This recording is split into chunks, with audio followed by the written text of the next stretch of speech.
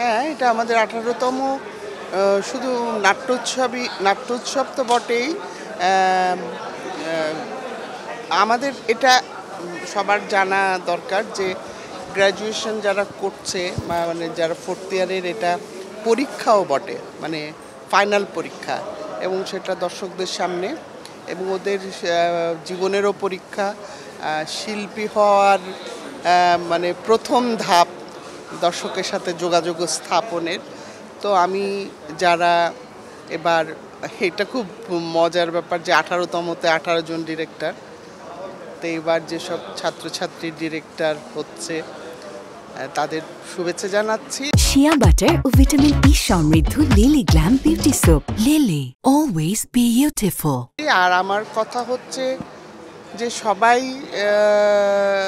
আমি জানি না নাট্যচর্চা কজন করবে, তবে মনটা যেন প্রতিটা এটা মনে করি যে এখান থেকে পাশ করে গিয়ে একেবারে সক্রিয় কর্মী না হতে পারো থিয়েটারের বা আমি যদি বলি শিল্পের, অন্তত শিল্প মনা শৈল্পিক মন একটা তৈরি হোক আমার ছাত্রছাত্রীদের, সেটাই কামনা। না, এটা সবসময় ওঠানামা আছেই, কখনো কম হবে কখনো বেশি হবে, তবে দর্শক আছেই। থিয়েটারের দর্শক এটা সারা জীবনই আছে এবং থাকবে। না, আপাতত আমি কোনো সেভাবে কাজ করছি না, একেবারেই করছি না বললে ভুল হবে। একটা সিরিয়াল যাচ্ছে জোনাকির আলো এনটিভিতে, আর একটা মানে সিরিয়াল ধারাবাহিক সালাউদ্দিন লাবলু জাস্ট মানে এখন শুটিং চলছে, কবে প্রচার হবে জানি না।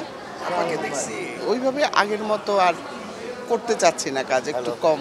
আমার তো প্রচণ্ড ইচ্ছা মানে পারফরমেন্স করা মঞ্চে, ইচ্ছা আছে। ইচ্ছা থাকলেই তো উপায় হয়, নিশ্চয় হবে উপায়।